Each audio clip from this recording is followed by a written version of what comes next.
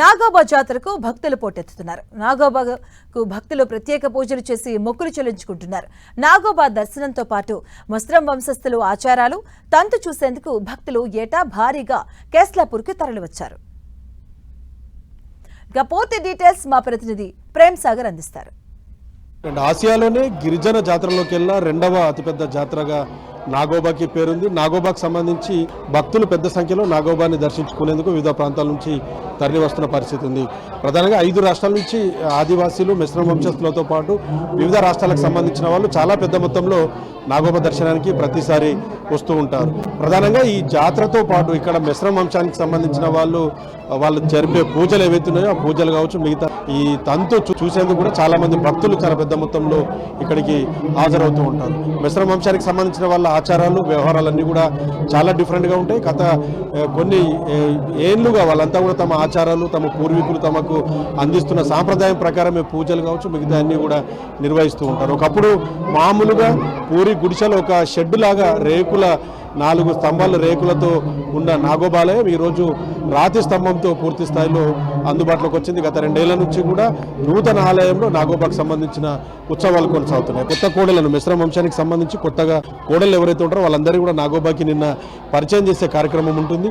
ఆ పరిచయం చేస్తేనే వాళ్ళు నాగోబాకి ప్రతి సంవత్సరం కూడా జాతరకి ఈ పూజలో పాల్గొనేందుకు అర్హులుగా వాళ్ళందరినీ కూడా ప్రకటిస్తూ ఉంటారు. సో ఆ నేపథ్యంలోనే కొత్త కోడలందరినీ కూడా ఇక్కడికి పూజ కోసం ప్రత్యేకంగా తీసుకొస్తూ ఉంటారు.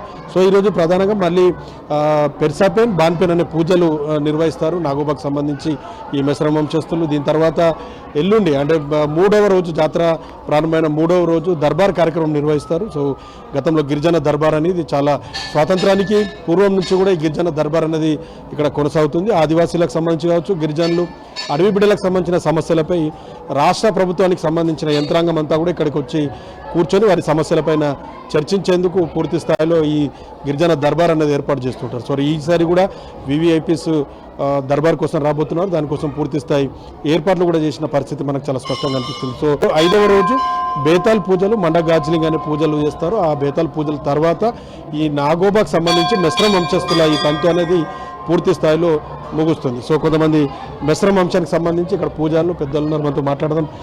ఇవాళ ఎలాంటి పూజలు ఉంటాయండి ఈరోజు? ఈ నాగోబా దేవాలయంలో పూజారిగా పనిచేస్తున్నాను. అయితే ఈరోజు పూజలు జరిగేటి బాన్ దేవత పూజలు, మళ్ళా పెర్సాపెన్ పూజ ఉంటుంది ఈరోజు. నెక్స్ట్ వేరే రోజు దర్బార్ ఉంటుంది. దర్బార్ అయిన తర్వాత మండగాజ్లింగ్ అండ్ బేతాల్ పూజ.